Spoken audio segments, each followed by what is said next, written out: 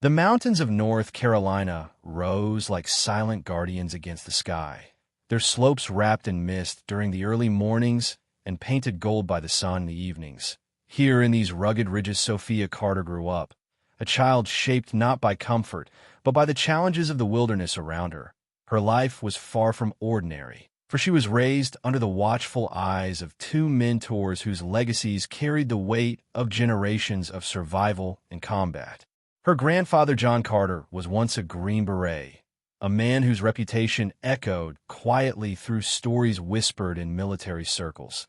During the long and brutal years of Vietnam, he had walked alone through jungles for weeks at a time, gathering intelligence, striking swift and silent, then vanishing like smoke. He had faced ambushes, starvation, fever, and the kind of fear that could unmake most men. Yet he endured, and when he came home, he carried scars not just upon his body, but etched deep in his spirit. John did not speak often of those days, but when he looked at the world, his gaze was always sharp, as if he still expected danger behind every tree. Her grandmother, Emma Carter, belonged to another tradition altogether. She was a Cherokee tracker whose people had passed down the wisdom of the land for centuries. From her, Sophia learned that the forest was alive and always speaking to those who knew how to listen. Every bent blade of grass, every broken twig, every bird that fell silent in the canopy was a message. Emma taught her granddaughter to walk with the wind at her back, to blend her steps with the rhythm of the earth, and to see what others could not. While other children spent weekends watching cartoons or playing in backyards, Sophia's weekends were lessons in survival disguised as family outings. John would take her deep into the Blue Ridge trails, showing her how to move without leaving a trace. He reminded her that enemies often look for signs, footprints in mud, a careless snapped branch, or the smell of a cooking fire. To survive, he would tell her, one had to become both invisible and aware of everything. Emma's lessons were softer, yet no less demanding. She would kneel with Sophia by a stream and teach her to scoop water from beneath the surface where it was cleanest. She would run her hands over the bark of trees, showing Sophia which ones offered medicine, which ones promised food, and which ones promised nothing but poison. The child grew to understand that nature was neither cruel nor kind. It was simply truth, and survival belonged to those who could respect that truth. The girl absorbed these lessons quickly. Her green eyes carried the sharpness of John's soldierly gaze and the patient calm of Emma's quiet wisdom.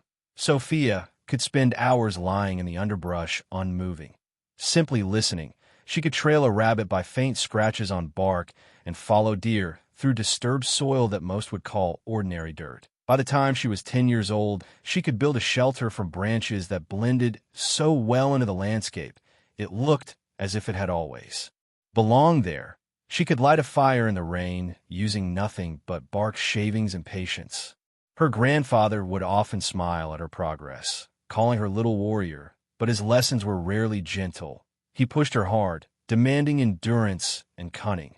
When Sophia complained of exhaustion after climbing a steep ridge, he would only say that an enemy would not stop chasing simply because she was tired.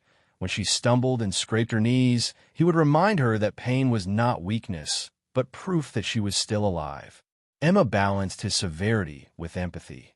When Sophia's hands bled from weaving rope out of tough grasses, Emma cleaned them gently and whispered that the land always gave back to those who gave themselves to it.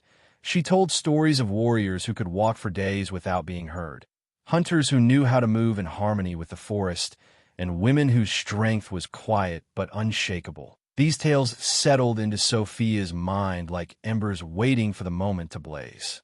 Though her childhood looked harsh to outsiders, to her it was a gift. It forged her spirit in ways schoolbooks never could. When she entered adolescence, she had already learned how to control her breath under pressure, how to silence her heartbeat with focus, and how to look at obstacles not as barriers but as puzzles. At night, lying under the canopy with the sounds of crickets and owls filling the air, she would listen to her grandfather's stories of Vietnam. He never glorified war. Instead, he spoke of how enemies who understood the land could defeat those who carried the finest weapons. He explained that equipment failed, radios broke, ammunition ran out, but the will to adapt could not be taken away. He told her that survival was not about strength alone. It was about thinking like the enemy, about becoming unpredictable, about knowing when to fight and when to vanish. Emma's lessons continued alongside his. She showed Sophia how to read clouds and sense coming rain, how to understand the calls of birds that warned of intruders, and how to move with such patience that even startled deer would mistake her for part of the forest itself. When she spoke of survival, it was not framed in military tactics, but in harmony. The land had a rhythm, she said, and those who learned to move with it were never truly lost. These two influences wove together into Sophia's very being, a tapestry of military cunning and indigenous wisdom. By the time she reached 17, she was a young woman with a rare balance. She was fierce but compassionate, methodical but instinctive. She carried within her the lessons of generations, ready for a path that few could endure. The decision to enlist in the army came as no surprise to her family. For Sophia, it was not just about serving her country. It was about carrying forward her grandfather's legacy while honoring her grandmother's teachings. She wanted to be more than a soldier with a rifle. She wanted to be someone who could save lives while navigating chaos. A protector who understood that war was not only about destruction, but also about preservation. Her parents watched with pride and fear as she signed her enlistment papers at 18. John's eyes glistened with both worry and pride. He knew the hardships she would face, but he also knew she was more prepared than most. Emma pressed a small carved token into Sophia's hand, a reminder of her people and their strength. As Sophia packed her few belongings and prepared to leave home, she looked back at the mountains that had shaped her. The peaks were bathed in the light of dawn, and in that moment she felt the weight of everything she had learned. She was not just another recruit heading to basic training. She was a daughter of warriors, of soldiers and trackers, of men and women who had taught her to see the world not as it appeared, but as it truly was. She whispered to herself that she would carry their wisdom wherever she went, for in the heart of every soldier lies the lessons of those who came before. And Sophia Carter was ready to carve her own story into that legacy. The bus that carried Sophia Carter to basic training rattled with the nervous energy of dozens of young recruits. Some clutched letters from home. Others tapped their boots against the floor, tried to mask their fear with rhythm. Sophia sat quietly, her green eyes scanning the landscape outside.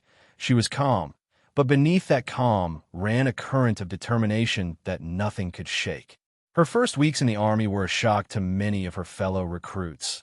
The endless shouting of drill sergeants, the punishing physical demands, the constant lack of rest, all of it crushed many spirits quickly. Yet Sophia thrived. The hardship felt familiar, almost like an extension of the mountains where she had been raised. She had already endured harsh lessons under her grandfather's gaze and long nights of silence under her grandmother's watchful eyes. Compared to that, military life seemed like a test she had been preparing for her entire childhood. Sophia excelled in physical trials, running faster, climbing higher, and enduring longer than most. But what truly set her apart was her mind. While others hesitated when conditions grew unpredictable, she adapted. If a drill sergeant changed instructions midway through an exercise, Sophia already anticipated the shift. If a storm rolled in during a field operation, she adjusted without complaint. Her situational awareness was something her instructors noticed early. They saw how she scanned terrain with practiced eyes, spotting details others ignored. She positioned herself instinctively in places that offered cover or advantage. As if war was a puzzle she had been solving her whole life. One evening during tactical drills, her platoon was tasked with navigating a wooded course in the dark. Recruits stumbled, cursed, and crashed through the underbrush. Sophia moved like shadow. Her steps made no sound, her breath controlled. She used the wind to mask her movements and the rustling leaves to cover her passage. By the time her peers completed the course in clumsy frustration, Sophia was already waiting at the finish line, calm and steady. That night, instructors whispered about her in the barracks, calling her the ghost recruit. Her performance earned her a place in advanced training, and soon she was directed toward one of the most grueling paths available, the Ranger Pipeline. The program was infamous for breaking even the strongest candidates. It demanded not only physical strength but psychological resilience. Weeks blurred into months of unrelenting hardship. Each day began before dawn, with long marches under crushing loads. Each night ended with exhausted bodies collapsing onto cold ground. Food was scarce. Rest was rarer. The instructors wanted to strip away every layer of weakness until only raw endurance remained. For most, this was torment. For Sophia, it was home. She remembered the words of her grandfather echoing through her mind. Survival is not about having the best gear. It is about refusing to surrender when every bone in your body begs to stop. Her grandmother's teachings whispered too. Move with the rhythm of the world, not against it. She combined these lessons seamlessly while others burned themselves out by fighting fatigue. She moved with it, conserving energy, bending rather than breaking. During survival phases of training, recruits were left in remote terrain with little more than a knife and a canteen. Many panicked, unable to find food or water. Sophia thrived. She found edible plants along the ridges, fashioned traps for small animals, and constructed shelters that blended into the land. Instructors who observed her whispered again, realizing they were watching not just skill, but instinct honed by years of practice. She was not simply surviving, she was thriving. But it was not only combat ability that set her apart. Sophia had chosen the path of a medic as well. The dual demands of healing and fighting created a weight few could bear. She had to master complex medical procedures while enduring the same trials as her fellow Rangers in field simulations. While bullets of paint flew and chaos reigned, she kept calm, treating wounds while calling out tactical orders. She learned to decide in seconds whose life could be saved and whose could not. Choices that tore at the heart but were essential in war. Her first major test as a medic came during a live fire exercise. A recruit collapsed from heat exhaustion under the brutal sun. While others froze, Sophia reacted. She dragged him to cover, checked his pulse, and applied field hydration methods. The instructors watched as she stabilized him with precision under fire simulation. They later wrote in their reports that her calm under pressure rivaled that of seasoned medics. Her resilience drew attention from commanding officers. They saw in Sophia not only strength and intelligence, but also compassion, a balance rare in warriors. One officer remarked that she could see the battlefield not only as a place of death, but also as a place where life must be preserved at all costs. By the time she graduated from Ranger training, Sophia was among the top of her class. Her call sign began to take shape during her second deployment, but the seeds of it were planted here. Instructors and peers alike noticed her ability to appear when least expected, to vanish without trace, to re-emerge with solutions that seemed impossible. Her body bore the marks of the trials, blistered feet, scarred hands, a back that ached with the weight of endless marches. But her spirit remained unbroken. In fact, it grew sharper. Her grandfather visited her graduation quietly, standing at the back of the ceremony with his cap pulled low. When her name was called and the Ranger tab placed upon her shoulder, his lips curved into the faintest smile. He did not need to speak. Sophia knew that everything he had taught her had carried her to this moment. Her grandmother, too, was there, placing a hand on Sophia's arm after the ceremony. Emma whispered words about the strength of women who carried both gentleness and fire within them. Sophia held the carved token tightly in her hand, feeling its smooth edges warm from her grandmother's touch. With training complete, she was no longer just a soldier. She was a Ranger medic, a rare blend of healer and fighter. She carried within her the discipline of the Green Beret, the wisdom of the Cherokee, and the heart of a woman who had endured and adapted since childhood. Sophia Carter was ready for the field, ready for the chaos of war, and ready for the trials that no training could ever truly prepare her for the battles ahead would not only test her skills, but her very spirit. The air in the Afghan mountains was thin and sharp, carrying the scent of dust and stone. The landscape was unforgiving, ridges carved by centuries of wind and valleys so narrow that echoes lingered long after a sound had faded. It was in this harsh terrain that Sophia Carter and her unit moved quietly, their mission simple in design, yet heavy with unseen danger. The orders were clear: provide medical support for a special operations team conducting reconnaissance on suspected enemy camps near the border. Intelligence suggested the camps were abandoned. Satellite images showed crumbling structures, and local informants claimed the fighters had moved on. To many, it seemed a straightforward task, but Sophia had learned never to trust simplicity in war. For every empty building, there could be shadows waiting. For every silent valley, there could be eyes watching from the rocks. She moved with her team through the jagged trails, her pack heavy with both medical gear and ammunition. Her senses sharpened with every step. She noticed how the wind shifted unnaturally through one canyon, how birds that should have been calling were silent. Her instincts whispered caution. Yet orders were orders. The unit pressed on, weaving between boulders and ruined stone walls that once housed fighters.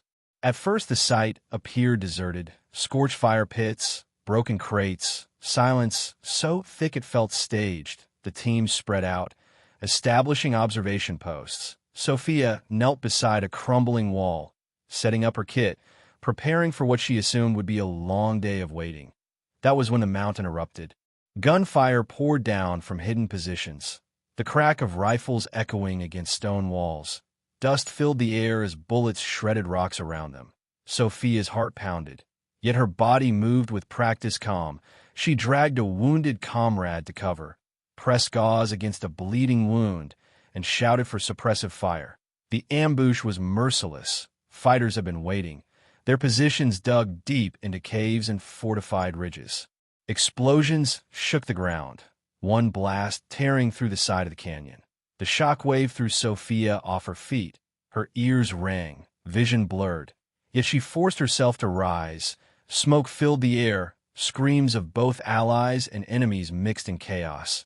She searched desperately for her team, but the blast had collapsed part of the canyon wall, sealing her away from them. When the dust cleared, she found herself alone, cut off by a barrier of rock. Around her, dark figures emerged, weapons raised. Their eyes glinted with the cold assurance of hunters who had sprung their trap. Sophia raised her rifle, fired controlled bursts, dropping two before they closed in. But numbers overwhelmed her. A strike to her back sent her to the ground. Rough hands pulled away her weapon, tied her wrists.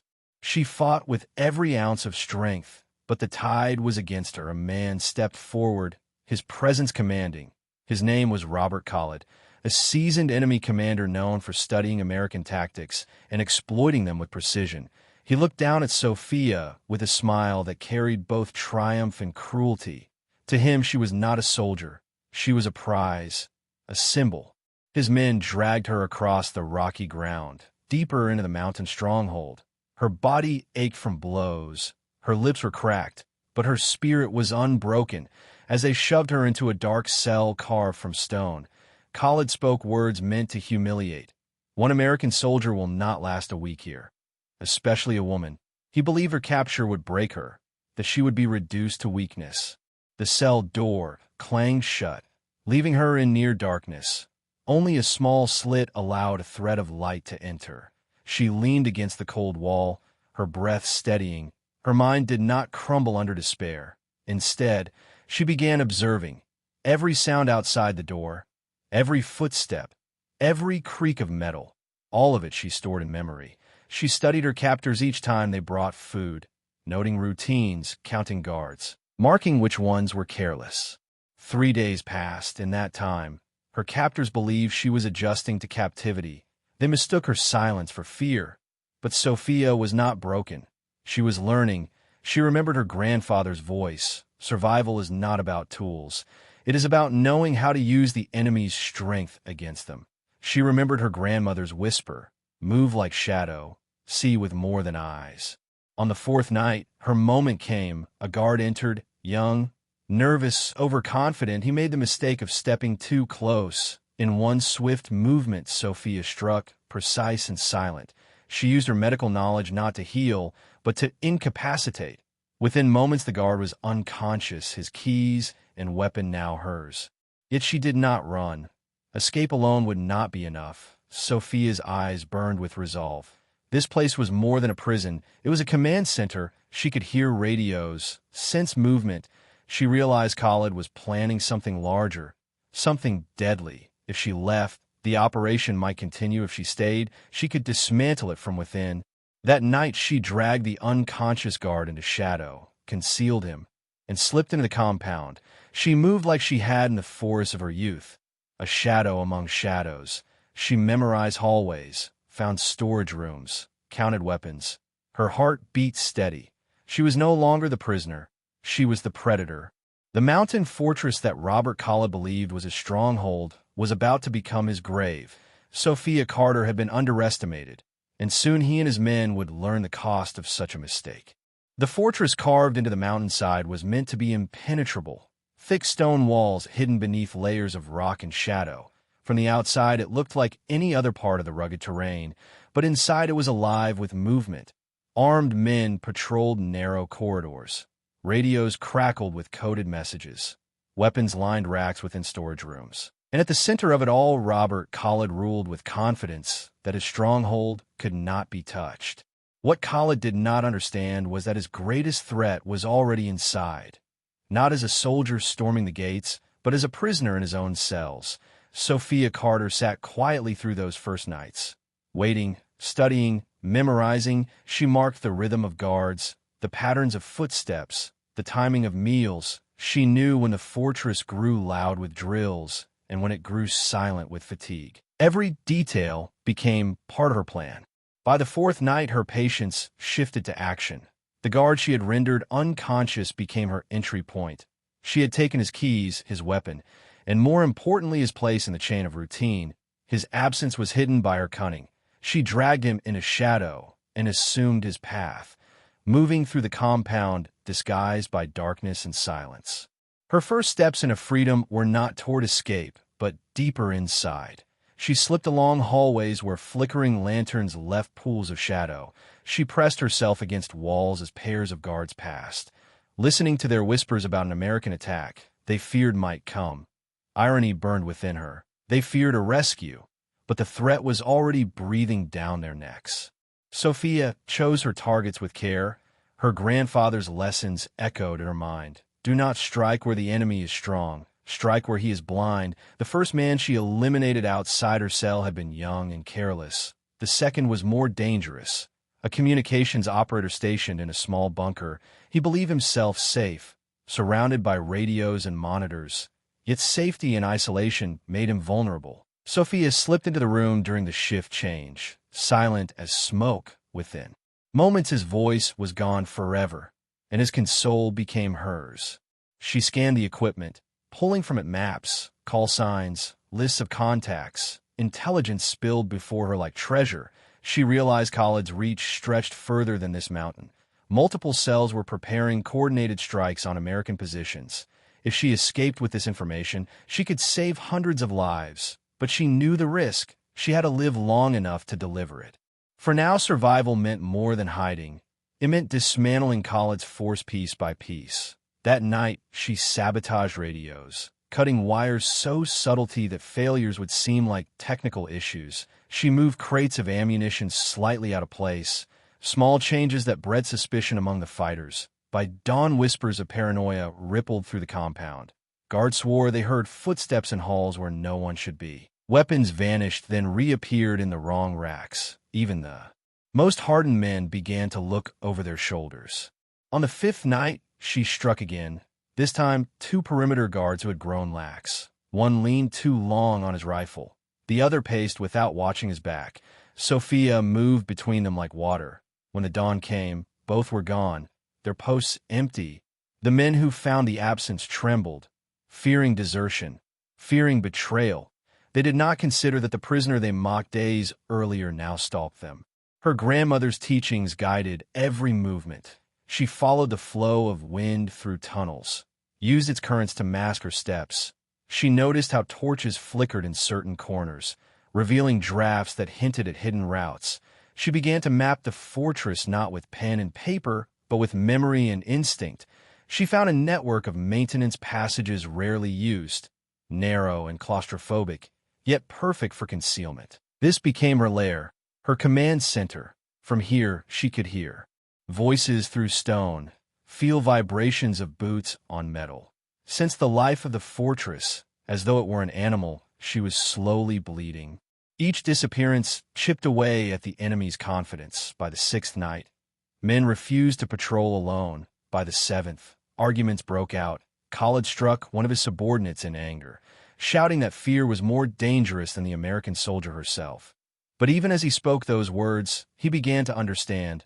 This was no ordinary captive. This was a hunter who had turned his fortress into her forest. Sophia did not rush. She let fear grow like a sickness. Every whisper in the dark became a threat to the fighters. Every shadow seemed alive. She moved objects in their barracks, left footprints in unexpected places, broke locks only to leave doors closed again. Psychological warfare was as sharp a blade as any knife. Her grandfather had taught her that long ago. The enemy who doubts his safety is already defeated. Yet even as she hunted, Sophia never lost her medic's heart. She treated her own bruises with improvised bandages, used herbs she found in storerooms to dull pain. Her dual nature as healer and warrior gave her balance. One hand could save, the other could strike. By the end of the week, Khalid's fortress was crumbling from within. Half his men had vanished, communications faltered, and the remaining guards no longer trusted one another. The commander who once smiled at Sophia in her cell now paced with fury, demanding answers that no one could provide. He had thought her spirit would break. Instead, it was his empire that fractured. Sophia watched from her hidden tunnels, her resolve hardening. She had weakened them enough. The time was coming to strike not only at his soldiers, but at Khalid himself. She understood now that her mission was greater than escape. This was no longer about her survival. It was about ending a network that threatened countless lives. The fortress that once held her captive was transforming into a tomb, and Sophia Carter was the architect of its fall. The mountain fortress trembled under the weight of its own fear. For more than a week, Sophia Carter had haunted its halls, striking silently, leaving bodies in shadow, and scattering paranoia like seeds in dry soil. The men who once laughed at the thought of a lone American prisoner now shivered at every gust of wind. Every sound in the night felt like her footsteps. Every silence felt like her stare. Robert Khalid, the commander who had orchestrated her capture, was unraveling. He shouted orders until his voice cracked, demanded his men search every inch of the compound. Yet each day his fighters grew fewer. Some vanished into the dark, never to be seen again. Others fled into the mountains, preferring the wilderness to the unseen ghost within their walls. Khalid had built his reputation on control, on bending prisoners to his will. But Sophia had turned his stronghold into a cage of his own making. From her hidden base in the maintenance tunnel, Sophia gathered the final pieces of intelligence. She had intercepted communications detailing a coordinated assault plan for the coming days. Multiple cells were preparing to strike an American forward base where hundreds of soldiers were stationed. If those attacks succeeded, the cost in lives would be devastating. She knew escape alone would not be enough to stop the assault. She had to end Khalid and dismantle his network. On the eighth night, she began her final campaign. Using scavenged explosives crafted from medical supplies and maintenance chemicals, she rigged charges at key points, weapon stores, communication hubs, supply depots. She moved like a shadow through the halls, planting destruction where it would hurt most. At the same time, she spread confusion, cutting power in sections of the fortress, leaving corridors in suffocating darkness. The fighters stumbled and cursed, unsure whether they were chasing an enemy or their own fears. Then the night split open. Explosions thundered through the fortress. Flames licked the walls as ammunition stores erupted. Radios went dead. Command centers collapsed into silence. Khalid's men scrambled in panic, firing blindly into corridors, shouting names of comrades who would never answer. The fortress was no longer a stronghold. It was a labyrinth of fire and smoke. Amid the chaos, Sophia moved with purpose. She had studied Khalid, watched his habits, listened to his rants. She knew his escape routes, knew where he would go when cornered. She stalked the tunnels like a predator following wounded prey. Each step carried the weight of her training, the patience of her grandmother's lessons, the resolve of her grandfather's words. She found him near the communication bunker, clutching files and equipment. His face twisted in fury and fear. His empire was collapsing around him, yet his pride would not allow him to flee without one last attempt to call for reinforcements. He froze when he saw her, the soldier he had mocked, the prisoner he had believed broken, standing unflinching amid the smoke, her uniform torn, her skin bruised, but her spirit blazing with defiance. For a moment the mountain held its breath. The commander who once believed one soldier could not last a week was staring into the eyes of the very same soldier who had dismantled his entire force in less than that. He realized too late that he had not captured a victim. He had invited a storm into his walls. Their confrontation was swift. Sophia fought with the precision of training sharpened by survival. Khalid lashed out with desperation. But his strength was no match for her resolve. She moved with the rhythm of the forest she once learned to walk, striking not with rage, but with purpose. When the battle ended, the fortress had lost its master. Sophia gathered the intelligence he had guarded, maps, codes, lists of contacts. She carried them carefully as she navigated back through the burning halls, the fighters who remained scattered, some surrendering to the fire, others fleeing into the dark mountains. None dared face the ghost who had undone them. For 3 days she remained in the ruins, transmitting signals through salvaged equipment. She called for extraction not with panic, but with clarity. When at last a helicopter descended through the smoke and dust, the pilots expected to find a prisoner broken and desperate. Instead, they found a soldier, standing tall amid the wreckage, files in her hands, silence in her eyes. Behind her lay a compound filled with the remains of an enemy force destroyed from within. When she returned to her unit, her actions became the subject of disbelief and legend.